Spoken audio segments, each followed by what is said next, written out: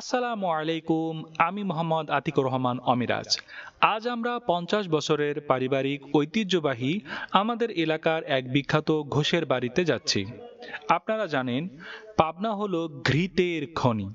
শত শত নামকরা কারখানা রয়েছে এই জেলায়। আমরা সেরা কারখানার সন্ধানে বেরিয়েছি। আমাদের যাত্রাটা শুরু হলো আমাদের বাড়ির নিকটবর্তী কারখানাটি দিয়ে। আমরা নিজেদের বাড়িতে ঘি তৈরির পাশাপাশি বাইরে থেকেও খাঁটি ঘি সংগ্রহ করব। আমাদের ঘ্রাণী ব্র্যান্ডের জন্য এমন সেরা ঘি নির্বাচন করতে চাই যা মানুষকে শতভাগ পরিতৃপ্তি করবে। একটি কথা বলতে ভুলে গিয়েছিলাম, আমি ও মৌলানা রজব আলী সাহেব একই উদ্দেশ্যে নিরন্তর ছুটে চলছি। সে তার ব্র্যান্ড নিয়ে কাজ করে যাচ্ছে। আপনারা নিশ্চয়ই আমাদের এখন ঘোষ মহাশয়ের বাড়িতে দেখতে পাচ্ছেন। আমরা অনেক আলোচনা করেছি, মৌলানা সাহেব নানাবিধি প্রশ্ন করেছেন এবং অনেক কিছু জেনেছেন।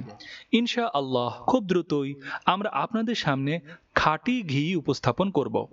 ঘোষ দাদার বাড়িতে একটি সুন্দর আম গাছ দেখে সেটির ভিডিও ধারণ করতে ভুলিনি। সেখানে আরও একটি চমৎকার বিষয় ছিল কবুতর। এই কবুতরকে ঘিরে আমার জীবনের অনেক ঘটনা এবং অর্থনৈতিক লাভ ক্ষতির গল্প জড়িয়ে আছে। ঘোষ দাদার বাড়ি থেকে ফেরার পথে আমরা আরও একটি চমৎকার দৃশ্য দেখলাম, ঐতিহাসিক টার্কি মুরগি। দৃশ্যটি সত্যিই মনোরম।